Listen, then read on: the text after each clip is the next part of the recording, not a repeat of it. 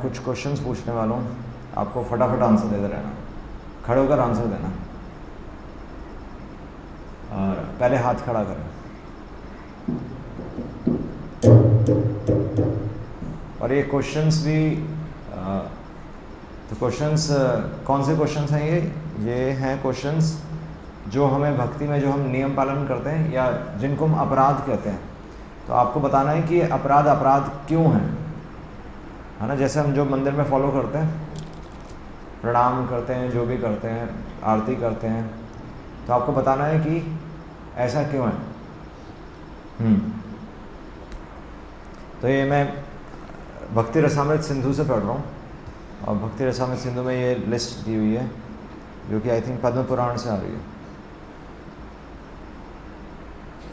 अलग, हाँ पद्म पुराण से भी आ रही है, वराह पुराण से भी आ रही है, अलग अलग हैं। तो ठीक है, मैं स्टार्ट करता हूँ। तो पहले सबसे पहला यहाँ पर लिखा है कि one should not enter the temple of the deity, मतलब जहाँ पर भगवान के विग्रह स्थापित हो, एक गाड़ी में या पालकी में नहीं आना चाहिए या जूते पहन कर नहीं आना चाहिए। हाँ बताइए, चलिए आप बैठे बैठे बोलते हैं।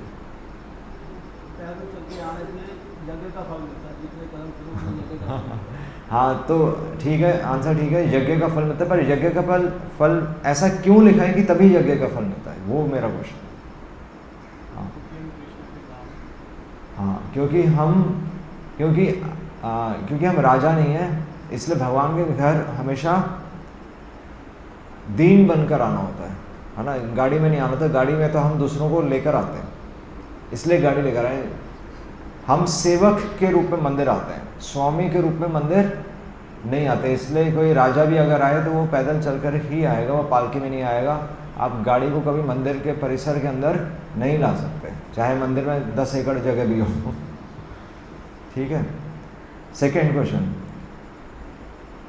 हमें कभी भी भगवान के जो उत्सव हैं, तो भगवान के उत्सवों को जैसे जन्माष्टमी, रथ यात्रा, तो हमें उनको मनाने में कभी भी पीछे नहीं हटना चाहिए। ऐसा क्यों?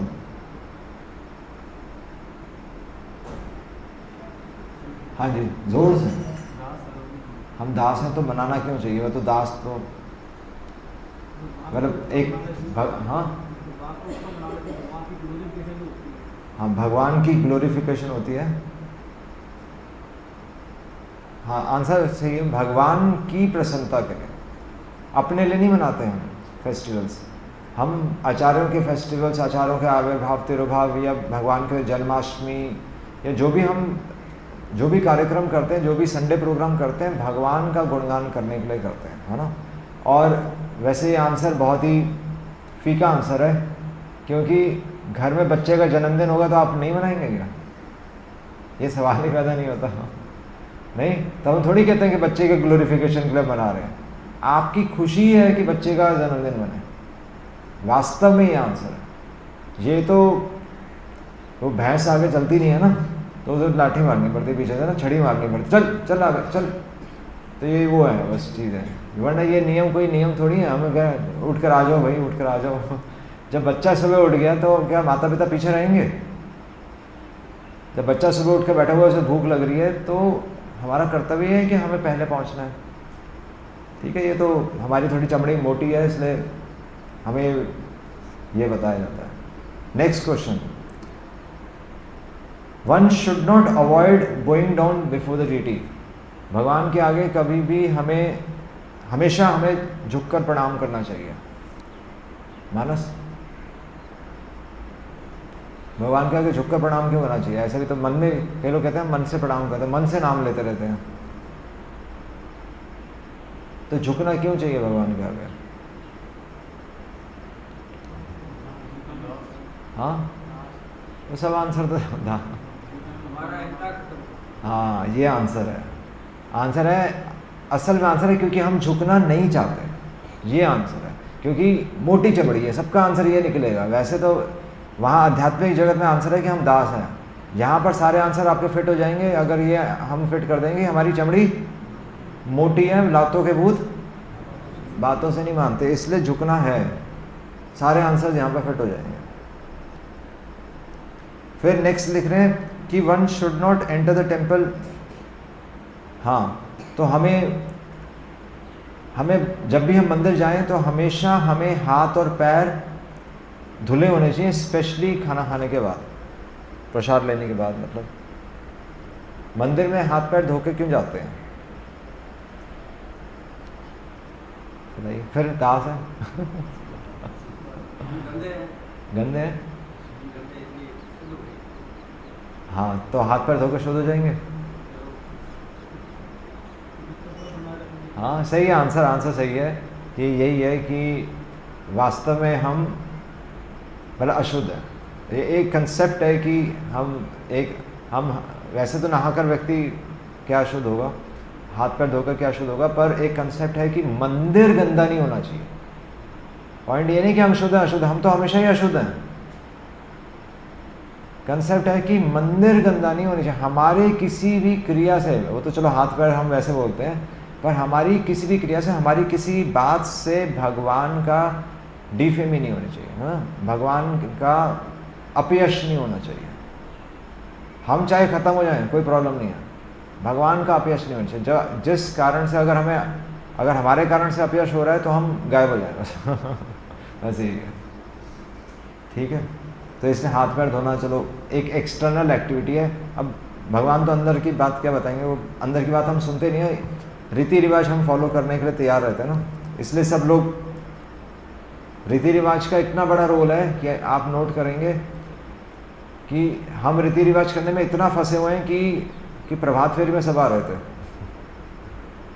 पर भगवान जब अंधेरा होता है तब नहीं आता कोई तो वो थोड़ा सा एक गहरा कंसेप्ट है उसमें ना, हम रीति रिवाजों में फंस जाते हैं। तो नेक्स्ट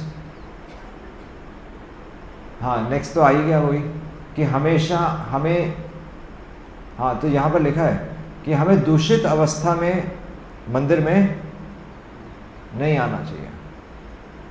तो क्या मतलब है इसका? वैसे तो लिखा है यहाँ पर ये थोड़ा ये जब तो जैसे सामर्थ जो ब्राह्मण होते हैं ना, जो कर्मकांडी ब्राह्मण होते हैं, वो भी फॉलो करते हैं कि घर में अगर मृत्यु हो जाए तो देखो मंदिर नहीं जाना चाहिए, बच्चे का जन्म हो 40 दिन तक मंदिर मत जाओ, है ना। तो उसका आंसर क्या है? ये वहाँ पर उस जो समाज में जो प्रिवेलेंट है उस पॉइंट के लिए लिखा गया है। वैसे हमारा उद्देश्य है कि दूषित अवस्था में मंदिर नहीं आना चाहिए, पर पहले ये चीज़ें क्यों फॉलो की जाती थी? जब बच्चा पैदा होता था, जब कोई घर में मरता था, तो मंदिर क्यों नहीं जाना था?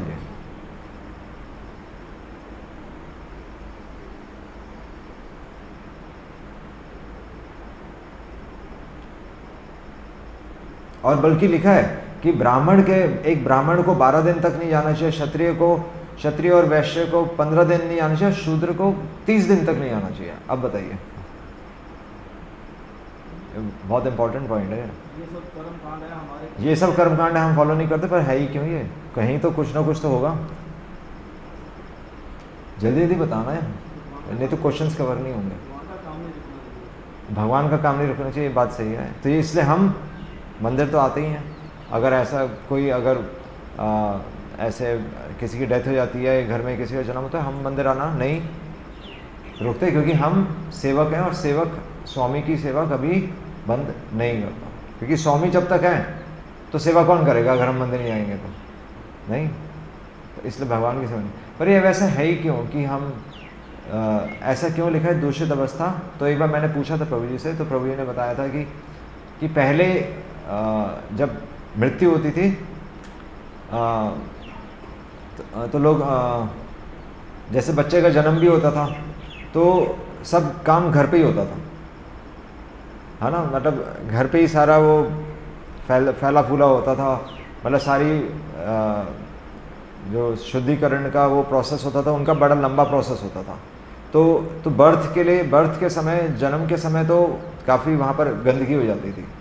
तो इसलिए वहाँ पर और बाहर के कांटेक्ट से बच्चे को बचाने के लिए ये सब चीज़ें की जाती थी। डेथ के समय क्यों ऐसा होता है? डेथ के समय तो मंदिर की एक्टिविटीज़ बंद करने के लिए नहीं लिखा, तो ये जो 12 दिन है, 15 दिन है, 30 दिन है, ये क्यों है? ये लिखा है कि भाई आप 10 दिन 12 दिन घर से बाहर मत जाओ, यानी कि आप बैठ के सोचो कि मृत्यु इतनी इंपॉर्टेंट थी कि आपका काम, कि आप दुनियादारी से आप थोड़े समय के लिए आप रुको। घर में मृत्यु हो गई और हम अगले दिन काम पे निकल पड़े, मतलब समझ रहे हैं, हमें कोई फर्क ही नहीं पड़ा। तो और एक ब्राह्मण को बहुत जल्दी समझ में आएगा, वैश्य और क्षत्रिय को थोड़ा और देर से समझ में आएगा, शूद्र को समझ में आने में और समय लगेगा। इसलिए उसको बोलते हैं कि और भाई कम से कम महीना लगाओ तुम, इसलिए सब हेड शेव भी करा देते हैं ना, वो यही है। उसका मतलब ये नहीं कि हेड शेव करा के आप अगले दिन पहुंच जाओ मूवी देखने। तो मूवी देखने तो कोई नहीं जाता, पर मूवी देखना वही है कि संसार को देखना तो मूवी देखना ही है। इसका मतलब यही है कि मृत्यु इतनी इंपॉर्टेंट थी कि उसने अपना मनुष्य जन्म गंवा दिया। ये सोचना था बैठ के, इसलिए चौथा है, इसलिए 13वीं है कि हम बैठ के सोचें। ये नहीं कि हम कहीं बाहर से घूम कर आ रहे हैं, अरे भाई 13वीं पे जाना है, शोक सभा है। और शोक सभा, किसी की शोक सभा होती ही नहीं। एक बार मैंने पटियाला में शोक सभा अटेंड की थी, कोई बड़े व्यक्ति, उनकी वाइफ का देहांत हो गया था, तो उन्होंने हमें बुलाया था। मैंने देखा सब सज के आए हुए। ये हो क्या रहा है आजकल, शोक सभा भी शोक सभा नहीं है। तो ये सब कंसेप्ट्स, इसलिए भगवान की सेवा रोकने की बात नहीं हो रही, हमारा जीवन में जो हम इधर उधर भाग रहे हैं उसको रोकने की बात हो रही है कि सोचो कि ये सब क्या हो गया, है ना। इसलिए पहले झंडा नीचे किया जाता था, कोई नेता वेता मरता था तो वो 3 दिन का शोक वगैरह करते थे ना। उसका मतलब क्या है? उसका मतलब यही है कि एंटरटेनमेंट बंद करो भाई। कब तक एंटरटेनमेंट से अपना जीवन चलाते रहोगे? ये तो देखो सामने वाला व्यक्ति मर गया, है ना, इम्पोर्टेंट है कि नहीं है? तो ये कोई समझता नहीं है। अच्छा, ये भी बहुत इंपॉर्टेंट है, वन शुड नॉट बो डाउन ऑन वन हैंड। एक हाथ से प्रणाम नहीं करना चाहिए। इसका क्या मतलब है?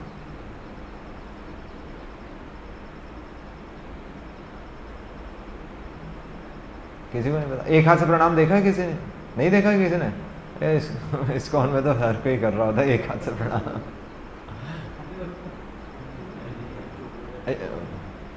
यूजुअली एक हाथ में माला होती है, माला जब कर रहे होते हैं दूसरे हाथ से प्रणाम कर रहे होते हैं। देखा नहीं आपने कभी? बहुत बार होता है। माला नहीं छूटनी चाहिए। देखो एक हाथ से सेवा हो रही है, माला नहीं छूटनी चाहिए। बस एक हाथ से प्रणाम करने का मतलब है हम प्रणाम कर ही नहीं रहे, क्योंकि आपने अपने आप को, मतलब माइंड कहीं और भी चल रहा है ना।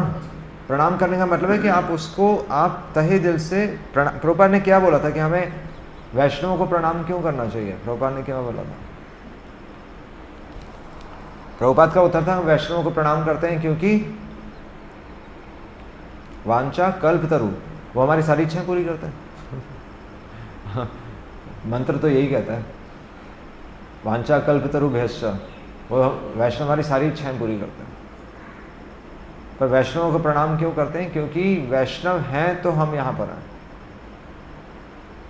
नहीं, वैष्णव हैं तभी तो हम यहाँ पर हैं, नहीं तो हम यहाँ क्यों होते? किसको बोल रहे होते? अकेले मंदिर में वही वो हम इलेक्ट्रॉनिक लगा देते, done done done done done done done done, वो चल रहा होता जो सारे मंदिरों में चल रहा है। नहीं, और हम भी एक एक करके सबकी आरतियाँ उतार रहे होते हैं, कोई नहीं होता। तो वैष्णव है तो भक्ति है, भगवान है तो भक्ति नहीं है। क्योंकि भगवान है तो भक्ति है, वो तो नया भक्त ऐसा सोचता है कि भगवान है तो भक्ति है ना। नया भक्त केवल भगवान के विग्रह को आकर मत्था टेक कर चला जाएगा। जो एडवांस डिवोटी है उसको पता है भाई अगर वैष्णव नहीं होंगे तो मैं कहीं का नहीं हूँ। ठीक है, ये इसलिए है। और दूसरी बात यह है कि हम प्रणाम क्यों करते हैं? हम कोई ऐसे वैसे तो यहाँ पर पैरी पौना करते हैं, पर हम हमारे वैष्णव कल्चर में झुक कर प्रणाम करना होता है ना। तो झुक के प्रणाम क्यों करते हैं मानस? झुक के प्रणाम क्यों करते हैं? झुकना आना चाहिए, बात सही है, झुकना आना चाहिए। और दूसरा ये है कि चरण रज, कितने वैष्णवों की चरण रज है ना यहाँ पर।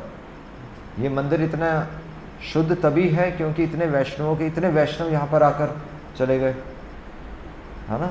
तो किसी भी बाय हुक और क्रुक उनके चरण की रज हमारे मस्तक पर लग जाए। और चरण रज का क्या मतलब है? वही झुकना आना चाहिए, है ना। यानी कि उनकी शिक्षाएं हम अपने जीवन में उतार दें, जैसे ये। तो भगवान को पीठ कभी नहीं दिखानी चाहिए, इसका क्या अर्थ है? लास्ट बहुत इंपॉर्टेंट पॉइंट्स हैं। भगवान को पीठ कभी नहीं दिखानी चाहिए। पीछे, हाँ जी, पीछे कोई नहीं बोल रहा, क्या बात है? सबके 0 नंबर आ रहे हैं। बताओ चंदन, भगवान को पीठ कभी नहीं दिखानी चाहिए। हाँ,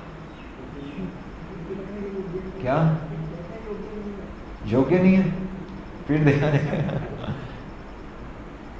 और योग्य नहीं है मतलब पीठ, भगवान को पीठ नहीं दिखानी चाहिए, समझ रहे हैं?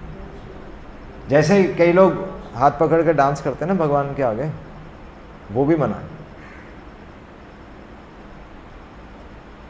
जैसे हम अगर भगवान के दर्शन यहाँ खुले हैं ना, तो आप पीछे मुड़ के बात नहीं कर सकते किसी से। इसलिए अगर प्रभुपाद को प्रणाम करना होता है तो हम साइड से करते हैं। आप देखें, आप अगर कभी भी खड़े हों तो हमेशा भगवान को हम इधर फेस करके खड़े रहें, ये हमेशा आपको ध्यान रखना होगा। तो भगवान को पीठ क्यों नहीं दिखानी चाहिए? इसका उत्तर क्वेश्चन में ये है कि भगवान को हम पीठ दिखाएंगे क्योंकि हम भगवान को भूलना चाहते हैं। सिंपल आंसर है। भगवान को पीठ नहीं दिखाने का यही मतलब है कि हम भगवान को भूल गए। इसलिए सारे नियम इसलिए बनाए गए हैं कि हम भगवान को भूलें। इसलिए दर्शन खोलते समय घंटी बजाई जाती है। क्यों बजाई जाती है? क्योंकि हम आपस में बात कर रहे होंगे। इसलिए ये बताने के लिए भाई राजा आ गया है, अब आपस में बातें बंद करो, हंसी मजाक बंद करो। नहीं, अगर आपके घर में कोई नरेंद्र मोदी आ जाए तो आप क्या उसको पीठ दिखाकर खड़े होंगे? नहीं ना। यहाँ पर सीनियर डिवोटीज आ जाएं, आप आपस में बात कर रहे होंगे कभी? हमेशा आप उनको आगे रखेंगे, है ना, ताकि मतलब, है ना, समझ रहे हैं ना ये पॉइंट, कि घर में कोई भी बड़ा व्यक्ति आ जाए तो उसको पीठ नहीं दिखाई जाती। ये कंसेप्ट है कि भगवान हमारे जीवन में, भगवान को इसलिए पीठ नहीं दिखाते। और इसका एक गहरा मतलब ये है कि हम एक्चुअली भगवान को एक दिन पीठ दिखाएंगे क्योंकि हम अपने आप को इम्पोर्टेंट समझते हैं। सिंपल, मोटी चमड़ी है ना, बस। तो काफ़ी लंबी लिस्ट है, सिर्फ ऐसे कुछ 64 अपराध हैं जो कि हम करते हैं। सिर्फ मतलब 64 नहीं, ऐसे कुछ हैं उनमें से, पर हम और डिस्कस कर सकते हैं क्योंकि मैंने सोचा था ये बातें शायद डिस्कस होती नहीं है, तभी हम सब करते रहते हैं। चलिए फिर हम आगे भी डिस्कस करेंगे। हरे कृष्णा कृष्णा कृष्णा हरे हरे, हरे राम राम राम हरे हरे। श्रील प्रभुपाद की। आप अपने आप से भी पढ़ सकते हैं। भक्ति रसामृत सिंधु का 8वां अध्याय में ये क्वेश्चंस हैं और इन पे आप बैठ के सोच सकते हैं कि ये सब क्यों लिखा गया है, ये नियम क्यों है। हरे कृष्ण।